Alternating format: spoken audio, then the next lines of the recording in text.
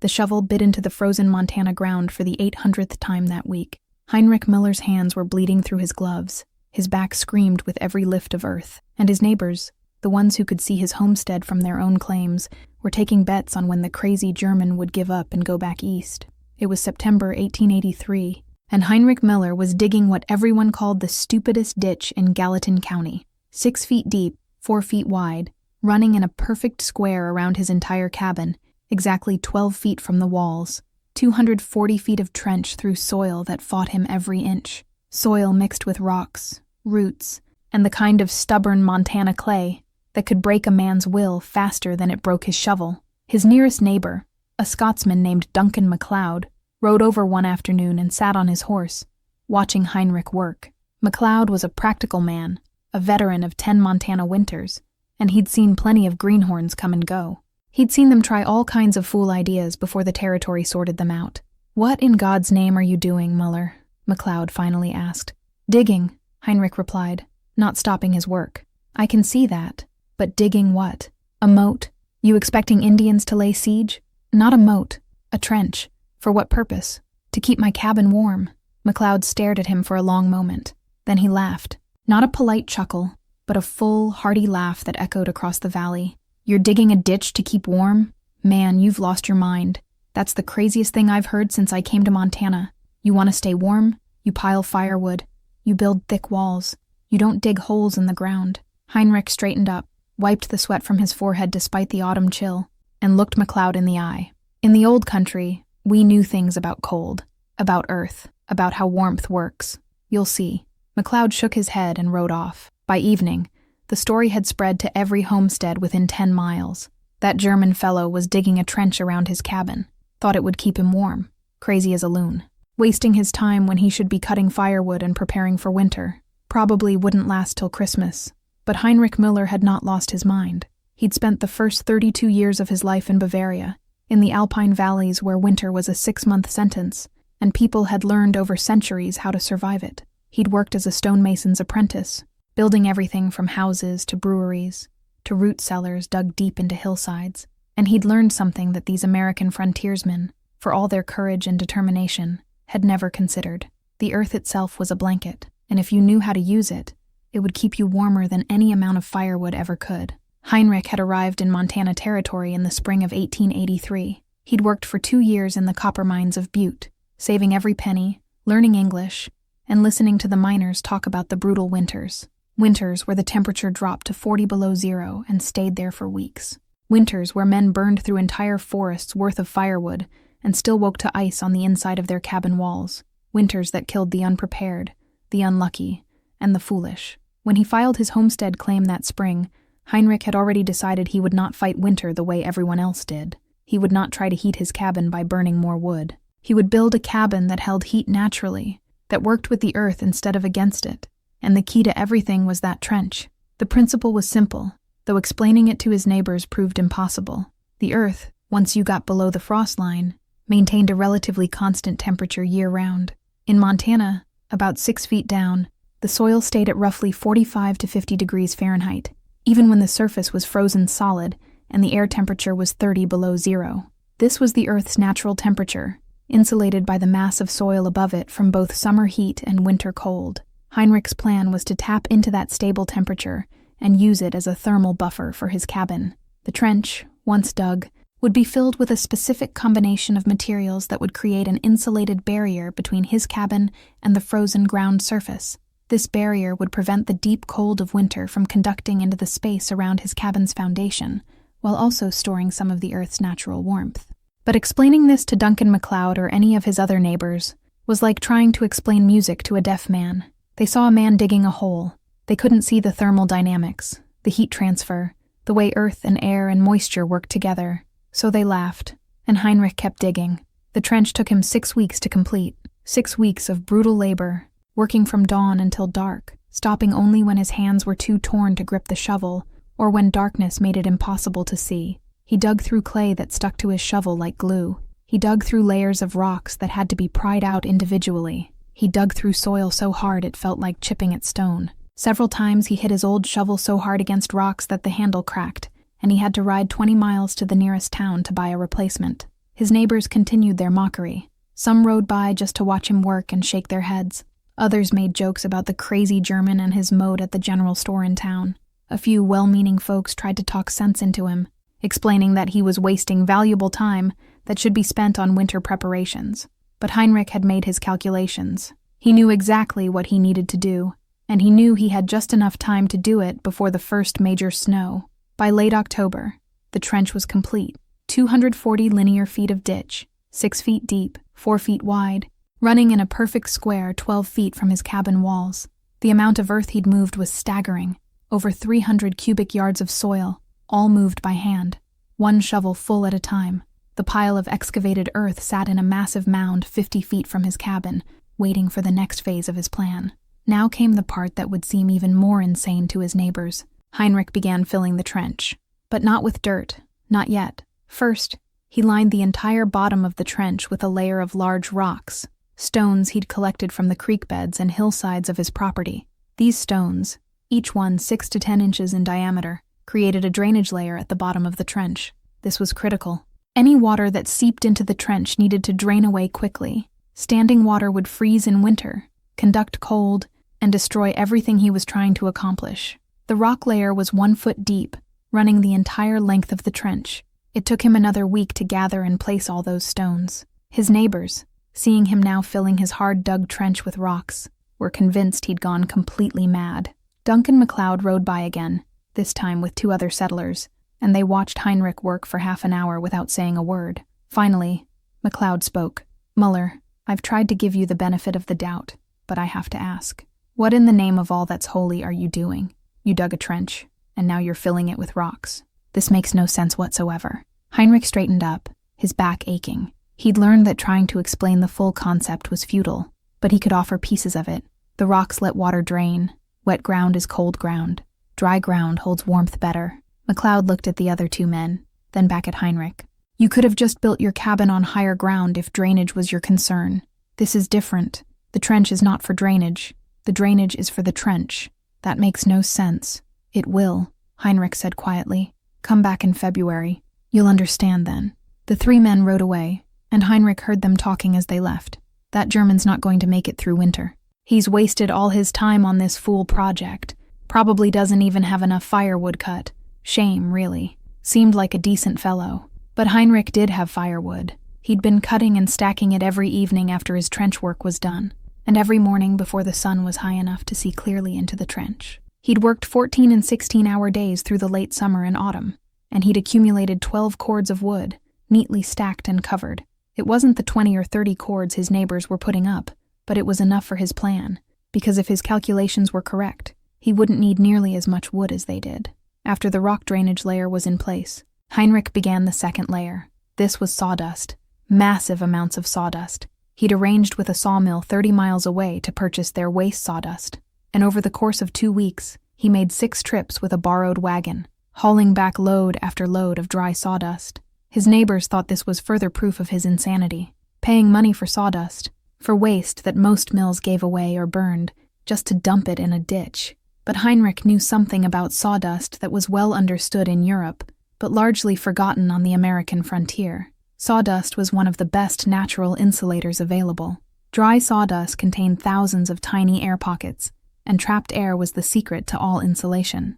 Each particle of sawdust was separated from its neighbors by air, and air, when it couldn't move through convection, conducted heat very poorly. He filled the trench with sawdust to a depth of 3 feet, on top of the rock layer. This created a massive insulating barrier, 3 feet thick and 6 feet deep, running around his entire cabin. The sawdust layer weighed tons, thousands of pounds of carefully placed material. Heinrich packed it down firmly, but not too tightly. He needed it dense enough to be stable, but loose enough that the air pockets remained. Then came the final layer. Heinrich began filling the top 2 feet of the trench with the earth he'd excavated, the soil that had been piled nearby for weeks. But he didn't just dump it in. He layered it carefully, mixing in dry grass, more sawdust, and even some of the smaller rocks. He was creating a transition layer between the insulated sawdust below and the surface above, a layer that would prevent water from soaking down into the sawdust while still maintaining some insulating properties. The entire filling process took 3 weeks. By mid-November, the trench was full. mounded slightly above ground level to allow for settling. From a distance, it looked like Heinrich had built a low earthen wall around his cabin, a berm that rose about a foot above the surrounding ground. It looked strange, certainly. It looked like a tremendous amount of work for very little result. It looked, his neighbors agreed, like the final proof that Heinrich Miller had wasted his entire season on a project that would accomplish nothing. But Heinrich had one more element to add. Using the leftover lumber from his cabin construction, he built a low wooden fence on top of the berm, just 18 inches high, running the entire perimeter. This fence wasn't for keeping anything in or out. It was to hold additional insulating material that he planned to add.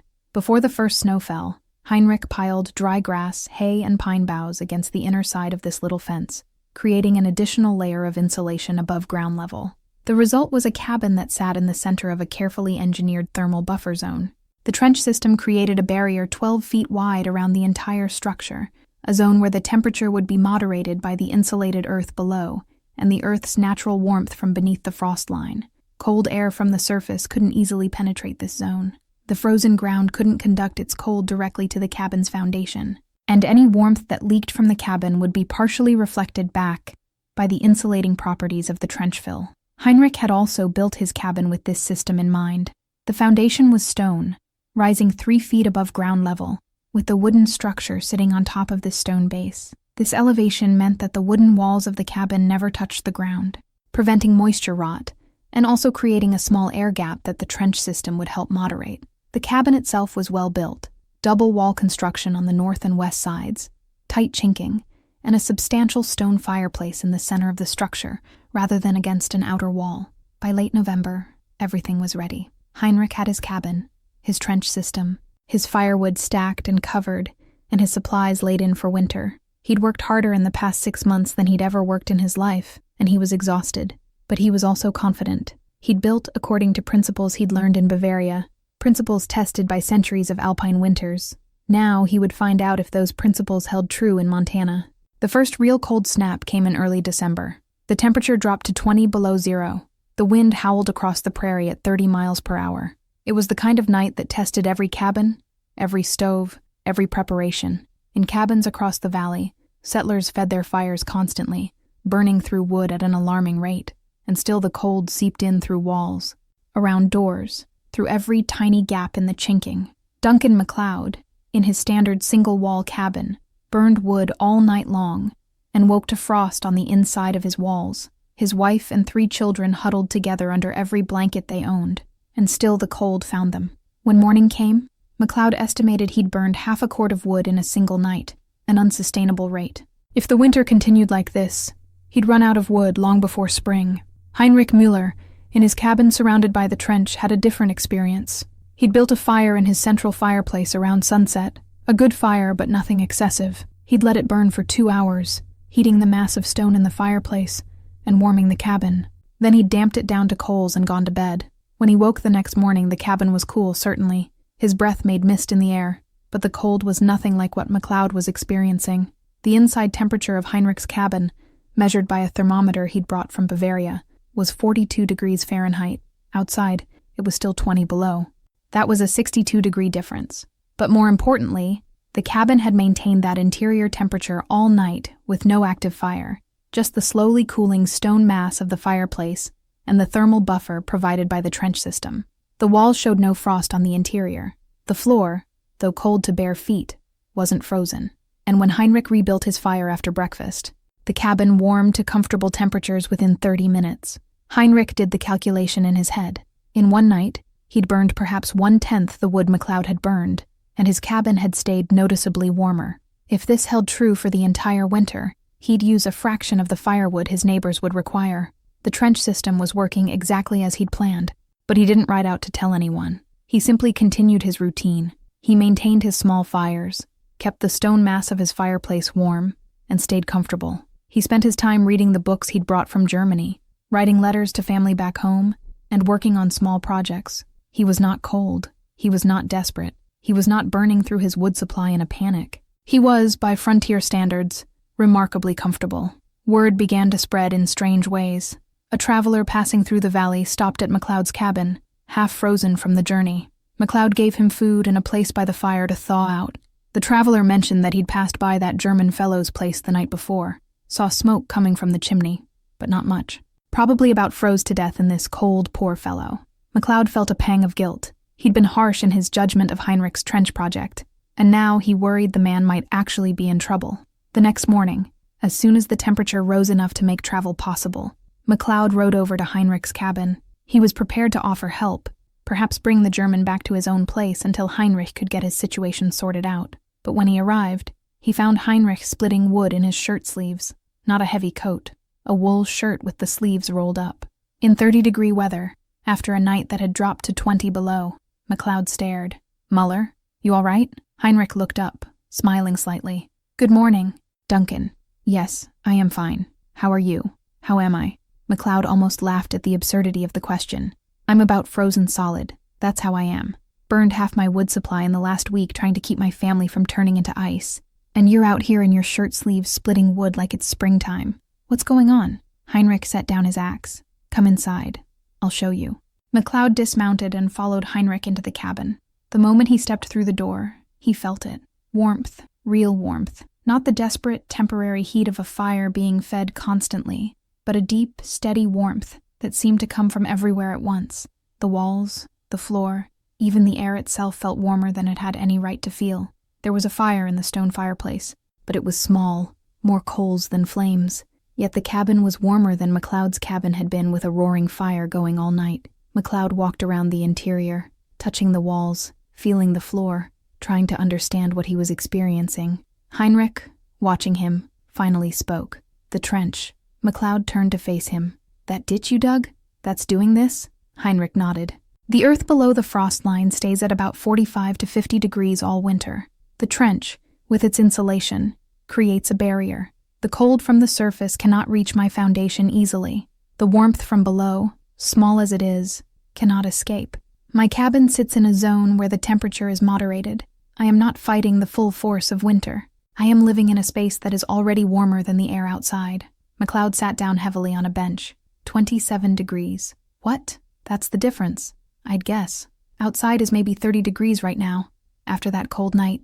In here it's, 55? 60? About 58, Heinrich confirmed, gesturing to his thermometer hanging on the wall. "So your cabin is 27. 28 degrees warmer than the outside, and you're burning maybe 1/10 the wood I am." McLeod shook his head slowly. "I called you crazy. Everyone called you crazy. I know, but you weren't crazy. You were the only sane one among us. We're all out there burning forests to stay alive, and you dug a ditch and you're comfortable." McLeod laughed. But it wasn't the mocking laugh from September. It was the laugh of a man realizing he'd been a fool. "Heinrich, I owe you an apology. A big one. No apology needed. You didn't know. Most people here don't know. In the old country, some people knew these things, but the knowledge doesn't travel well. It sounds like madness until you see it work. How deep is that trench? 6 feet deep at the bottom. 12 feet wide total, measured from the cabin wall to the outer edge. And what's in it? Rocks at the bottom for drainage. Then 3 feet of sawdust for insulation. Then earth mixed with more sawdust and grass on top. The sawdust is the key. It traps air. Air doesn't conduct cold well. The earth's warmth from deep below stays near my cabin. The winter cold from above cannot penetrate easily." McLeod nodded slowly, absorbing this information. The gears in his mind were turning. He was thinking about his own cabin, his dwindling wood supply, the long months of winter still ahead. Could I do this? Is it too late for this year? Heinrich considered the question carefully. To do it properly, you need to dig before the ground freezes hard. We're past that point now. The ground is frozen too, maybe 3 feet deep already. You'd need explosives or a crew of men with picks, and even then it would be brutal work. But next year? Yes. Start in summer, dig through autumn. By next winter, you could have this too. If you enjoyed learning about this forgotten wisdom, make sure to subscribe to our channel for more incredible stories about survival techniques and building methods that changed history. We bring you the knowledge that time forgot every single week. McLeod rode back to his homestead in a daze. That evening, he told his wife what he'd seen. She didn't believe him at first. A ditch making a cabin warm? It sounded impossible. But McLeod was a changed man. He'd felt that warmth. He'd seen Heinrich comfortable while everyone else was desperate, and he'd made a decision. Next summer, he would dig his own trench. The word spread through the valley slowly at first. McLeod told a few neighbors. They were skeptical, as he had been, But then another cold snap came, this one even worse than the first. 5 days where the temperature never rose above 0, with nights dropping to 35 below. Across the valley, families burned through their wood supplies at terrifying rates. Some cabins ran out of firewood entirely and had to burn furniture, fence posts, anything that would generate heat. Heinrich Miller, in his cabin surrounded by the trench, remained comfortable. He burned perhaps 1.5 cords of wood during that 5-day cold snap, keeping small fires going to maintain the stone mass temperature and provide warmth for cooking. His neighbors, in comparable-sized cabins, burned 5, 6, even 7 cords during the same period. One by one, they came to see for themselves. They knocked on Heinrich's door, expecting to find a desperate man barely surviving. Instead, they found a comfortable cabin, steady warmth, and a German immigrant who welcomed them in and patiently explained, over and over again, how the trench system worked. He showed them his simple diagrams, drawn on paper, illustrating the layers of the trench and how heat moved through different materials. He explained conduction, radiation, and the Earth's constant temperature below the frost line. He answered every question, no matter how basic or skeptical. Some understood immediately, others took longer. A few remained unconvinced, certain there must be some trick, some secret element Heinrich wasn't revealing. But the evidence was impossible to deny. The cabin was warm. The wood consumption was minimal. The comfort level was unprecedented. Heinrich Miller's crazy ditch had turned into the most talked-about innovation in Gallatin County. By January of 1884, Heinrich had visitors almost every day. Some came from 50 miles away, traveling through dangerous winter conditions just to see the cabin with the magic trench. Heinrich showed them all the same patience, the same careful explanations. He never acted superior or smug. He simply shared what he knew, the knowledge from the old country that could save lives and wood and misery on the American frontier. The impact went beyond just the immediate neighbors. A newspaper reporter from Bozeman heard about the German and his warm cabin and rode out to investigate. The resulting article, published in February 1884, described Heinrich's trench system in detail. It included interviews with neighbors who confirmed the temperature differences and wood consumption rates. The article spread throughout Montana Territory and beyond. Letters began arriving at Heinrich's cabin. Settlers from Wyoming, Dakota, even Idaho, asking for more details about the trench construction. Heinrich spent his winter evenings writing responses, drawing diagrams, explaining the principles as clearly as he could in his still imperfect English. He became, quite by accident, a teacher of thermal dynamics to the American West. Duncan MacLeod, true to his word, began digging his own trench in June of 1884. He recruited 2 of his sons and a neighbor to help, and the 4 of them completed the project in 5 weeks. MacLeod followed Heinrich's specifications exactly: 6 feet deep, 12 feet wide, the same layering of rocks, sawdust, and earth. When winter came, MacLeod experienced the same dramatic reduction in wood consumption and increase in comfort that Heinrich had. His wife, who'd been skeptical of the entire project, became its most enthusiastic advocate. She told every woman in the valley that the trench system had transformed their winter from a desperate survival struggle into something almost bearable. By the summer of 1885, 7 families in the valley were digging trenches around their cabins. By 1886, it was 15 families.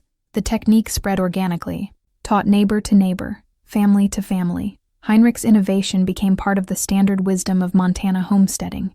New settlers arriving in the territory were advised by old-timers to dig the trench first, before building the cabin if possible, or immediately after if the cabin already existed.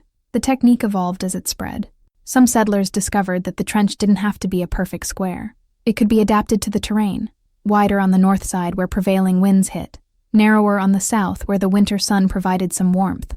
Others experimented with different insulating materials. Some used chopped straw instead of sawdust. Others tried layers of bark, dry leaves, or even wool scraps. The fundamental principle remained the same: create an insulated barrier between the cabin and the frozen ground, tap into the Earth's stable temperature below the frost line, and moderate the cabin's thermal environment. Engineers and architects in the eastern states, reading about Heinrich's technique, recognized it as an intuitive application of principles that were just beginning to be formally understood in the emerging field of thermodynamics. Heinrich had never read a physics textbook or studied heat transfer equations, but he'd arrived at practical solutions that aligned perfectly with scientific theory. His trench system was, in modern terms, a geothermal buffer zone. using the Earth's constant temperature as a thermal mass and creating an insulated envelope around the structure. The economic impact was significant. A family that could heat their cabin on 6 cords of wood instead of 20 cords saved approximately $200 in labor and wood costs over a winter, a substantial sum in the 1880s. They also saved time. Time not spent cutting, hauling, splitting, and constantly feeding wood into a fire could be spent on other productive activities or simply on rest. The health impacts were notable too. Cabins that maintained more stable, warmer temperatures saw fewer cases of respiratory illness, fewer episodes of frostbite, and generally healthier families. Heinrich's own homestead thrived.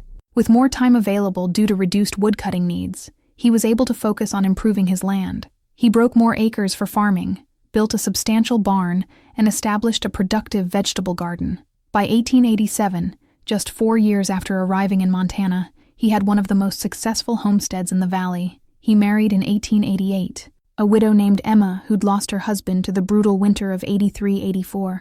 Emma had 3 children from her first marriage, and she and Heinrich had 2 more together. The cabin, with its trench system, comfortably housed the family of 7.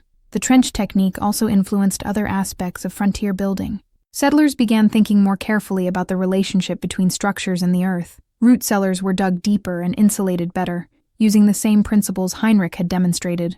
Barns were sometimes partially bermed with earth on the north side to protect livestock from winter winds. Even the placement of buildings on homesteads changed, with more attention paid to natural shelter and earth-based thermal buffering.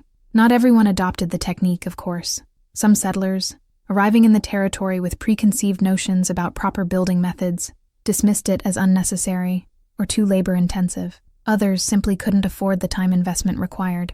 Digging 240 feet of 6-foot-deep trench was a massive undertaking, requiring weeks of hard labor. For settlers who were already barely scraping by, who were racing against time to meet homestead requirements and establish crops, the trench system seemed like a luxury they couldn't afford. But those who did invest the time and effort universally reported dramatic results.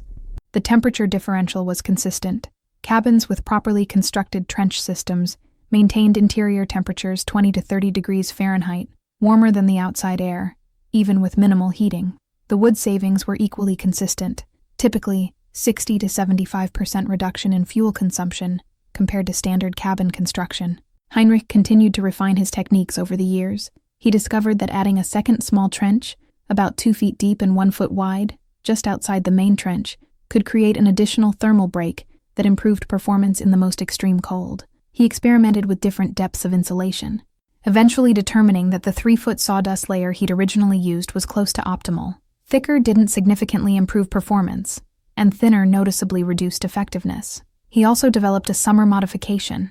In the hot Montana summers, the same trench system that kept the cabin warm in winter could help keep it cool. By opening vents near the floor of the cabin and installing simple air scoops on the roof, Heinrich created a circulation system where cool air from near the trench level would be drawn into the cabin while hot air escaped through the roof. The Earth's constant 50-degree temperature, which provided warmth in winter, provided cooling in summer. The cabin never became truly cool on hot days, but it remained noticeably more comfortable than unmodified cabins that baked in the summer sun. In 1890, Heinrich was approached by a professor from the Montana School of Mines who'd heard about his trench system. The professor, a man named Dr. William Thornton, was interested in practical applications of thermodynamics and wanted to conduct a formal study. Heinrich agreed, and Dr.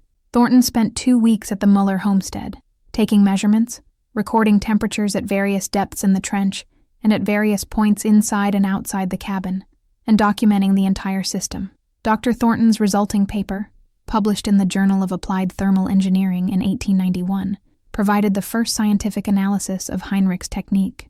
Thornton confirmed that the trench system created a geothermal buffer zone with significantly reduced thermal conductivity compared to untreated ground. He measured temperature gradients throughout the trench layers and calculated heat transfer rates. His conclusion was that Heinrich Miller, through practical experimentation and application of traditional knowledge, had developed one of the most effective passive heating systems available for frontier construction. The paper brought Heinrich a degree of fame that he found uncomfortable. He received letters from architects, invitations to speak at conferences, even an offer from a building supply company to manufacture and market a prepackaged trench system based on his design. Heinrich declined most of these opportunities. He was a farmer and homesteader, not a businessman or public speaker. He was content to share his knowledge freely with anyone who asked, but he had no interest in commercializing it or becoming known as an expert. But the knowledge continued to spread. By the mid-1890s, variations of the trench system were being used throughout the northern territories and states. Settlers in North Dakota, Wyoming, Idaho, and even parts of Canada were digging trenches around their cabins. The technique was adapted to local conditions and materials. In areas where sawdust was unavailable, builders used whatever insulating materials they could find. The principle remained constant: create a thermal buffer between the building and the frozen earth. The advent of better construction materials and central heating systems in the early 20th century gradually reduced the use of trench systems, as homes became more sophisticated, with proper foundations, insulation, and furnaces. The labor-intensive trench seemed less necessary. By the 1920s, few new homes were being built with trenches, though many existing trenched cabins remained in use for decades. Heinrich Müller lived until 1923, dying at the age of 72. His obituary in the Bozeman Chronicle mentioned his trench system and credited him with improving winter survival rates for homesteaders throughout Montana Territory. His original cabin, with its surrounding trench still intact, stood until 1948, when it was finally demolished to make way for a modern house. But before demolition, a local historical society documented the structure in detail, taking measurements and photographs. If this story inspired you to learn more about forgotten building techniques and frontier wisdom, hit that subscribe button now. We have dozens more stories like this one, and we post new content every week. Don't miss out on this incredible knowledge from the past. Those photographs and measurements, preserved in the Montana Historical Society archives, show that Heinrich's trench system had remained functional for 65 years.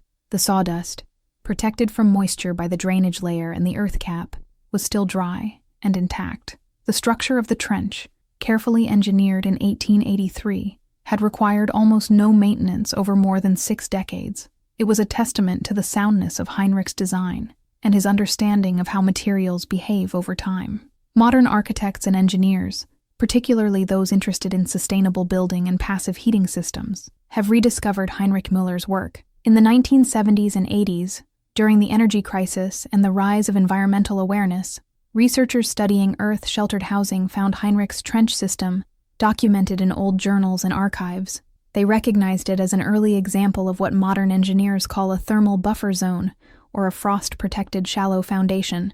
Contemporary applications of Heinrich's principle can be found in various modern building techniques: insulated foundation systems, earth berming, and geothermal heating. All utilize the same basic concept that Heinrich understood intuitively. The earth below the frost line maintains a relatively constant temperature, and that temperature can be used to moderate a building's thermal environment. Modern materials and engineering allow for more sophisticated implementations, but the fundamental principle remains unchanged. The story of Heinrich Müller and his ridiculed trench has become part of Montana folklore. It's taught in some state history classes as an example of immigrant innovation and the importance of traditional knowledge. It appears in books about frontier building techniques and sustainable architecture. It's referenced in discussions about passive heating and thermal mass. But beyond the technical details and historical significance, Heinrich's story teaches a more fundamental lesson.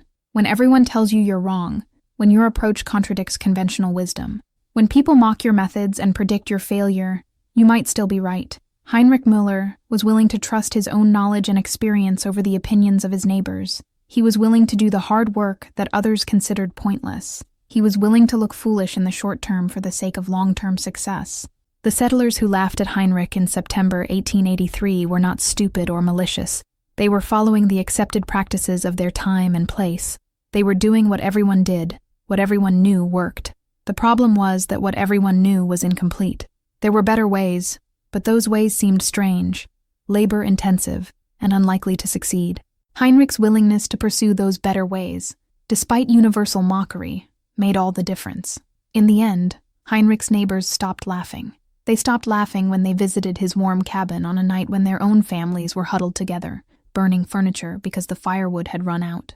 They stopped laughing when they calculated how much wood he saved, how much labor he avoided, how much more comfortable his life was. They stopped laughing when they started digging their own trenches, following the example of the man they'd called crazy.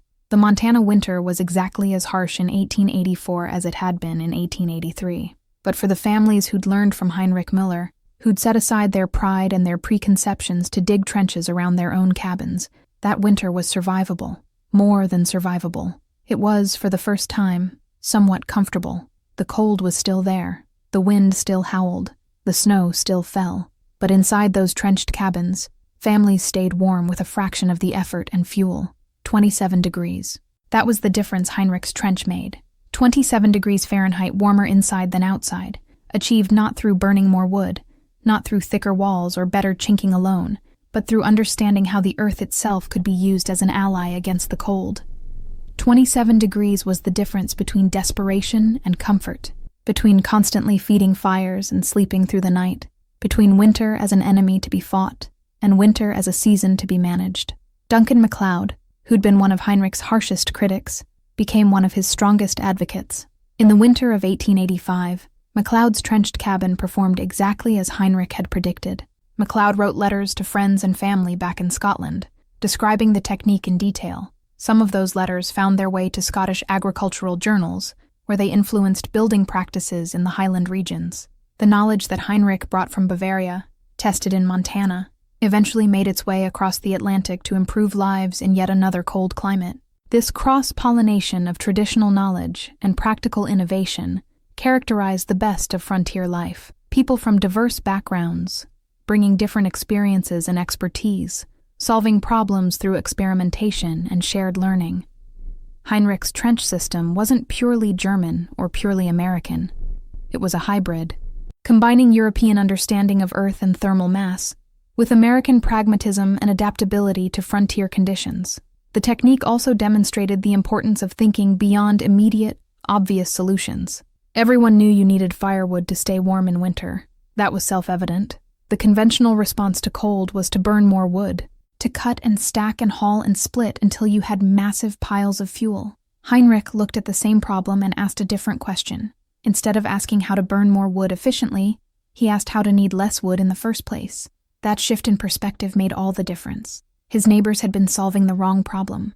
They were trying to generate more heat, when the real issue was heat retention. Heinrich understood that keeping heat in was more important than generating heat in the first place. The trench system didn't produce any heat on its own. What it did was prevent heat loss, moderate temperature swings, and create a more stable thermal environment. It changed the fundamental equation of winter survival. This principle applies far beyond cabin heating. In countless situations, the solution isn't to work harder at the obvious approach, but to step back and reconsider the problem itself. Are you addressing the root cause or just the symptoms? Are you following convention because it's right, or because it's what everyone does? Heinrich's willingness to question conventional wisdom and trust his own analysis led to a breakthrough that improved thousands of lives. The physical evidence of Heinrich's innovation has largely disappeared. His original cabin is gone. Most of the trenched cabins built in the 1880s and 90s have been demolished or significantly modified. The technique itself fell out of use as construction methods advanced, but the story remains, preserved in letters, newspaper articles, Dr. Thornton's scientific paper, and the oral traditions of Montana families whose ancestors survived winters in trenched cabins. In recent years, there's been renewed interest in Heinrich Miller's work. Sustainable building advocates, interested in low-tech, low-cost methods for improving home energy efficiency, have studied the historical accounts and experimented with modern versions of the trench system. Some off-grid homesteaders in northern climates have successfully implemented variations of Heinrich's technique, confirming that the principles are as valid today as they were in 1883. A doctoral student at Montana State University completed a dissertation in 2008 analyzing the thermal performance of Heinrich Miller's trench system using modern computational fluid dynamics and finite element analysis. The study confirmed that Heinrich's intuitive design was remarkably optimal. The 6-foot depth put the bottom of the trench well below the frost line. The 12-foot width created sufficient thermal buffering without being wastefully large. The 3-foot sawdust layer provided insulation equivalent to modern insulation materials. Heinrich, working by trial and error and traditional knowledge, had arrived at a design that modern engineering could barely improve upon. The story of Heinrich Miller teaches us to value knowledge from unexpected sources, to question conventional wisdom, to be willing to work hard for long-term benefits, and to trust our own judgment even when everyone disagrees. These lessons extend far beyond building trenches around cabins. They apply to business, to relationships, to any situation where the crowd is confidently moving in one direction and you sense that a different path might be better. Heinrich faced a choice in the summer of 1883. He could build his cabin the way everyone said was right, quick and cheap and conventional, or he could invest enormous effort in a technique that everyone said was crazy. He chose the harder path, the mocked path, the path that made people question his sanity. And that choice, that willingness to be different and do the extra work, made all the difference when winter arrived. The neighbors laughed when he dug his trench. They laughed through September, October, and into November. They stopped laughing in December when the temperature dropped to 20 below and their cabins became iceboxes while Heinrich's stayed warm. They stopped laughing when they calculated their wood consumption and realized Heinrich was using a fraction of what they burned. They stopped laughing when they visited his cabin and felt the warmth that seemed impossible given the small fire he maintained. And then, instead of laughing, they started digging.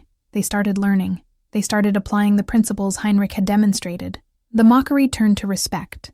The skepticism turned to adoption. And the crazy German's ditch became the smart homesteader's standard practice. It took one brutal winter to prove Heinrich right. But once proven, the knowledge spread rapidly because the benefits were undeniable. This is how progress happens on the frontier and everywhere else. Someone tries something different, something that seems foolish or excessive to conventional thinking. They're mocked, dismissed, written off as crazy. Then the test comes, the moment of truth, the winter that separates preparation from wishful thinking. And if the unconventional approach works, if it delivers results that the conventional approach cannot match, then slowly, grudgingly, the crowd shifts. The innovator becomes the expert. The crazy idea becomes the new standard. Heinrich Miller never sought fame or profit from his innovation. He shared his knowledge freely with anyone who asked. He drew diagrams, explained principles, answered questions, and helped neighbors plan their own trench systems. He understood that survival knowledge should not be hoarded. It should be shared, spread, adapted, and improved. His generosity ensured that his innovation helped hundreds of families, not just his own. The temperature inside Heinrich's cabin on a February night in 1884, when the outside air was 10 below zero, was 53 degrees Fahrenheit. Inside Duncan MacLeod's cabin, on the same night, before he built his trench, the temperature was 18 degrees. That 35-degree difference represented the gap between suffering and comfort, between burning through wood supplies in a panic and sleeping soundly through the night. 27 to 35 degrees Fahrenheit. That's what Heinrich's ridiculed trench provided. That's what 6 weeks of brutal labor, digging through rocky Montana soil, purchased. That's what trusting your own judgment over the crowd's opinion was worth. That's what being willing to look foolish while doing the right thing delivered.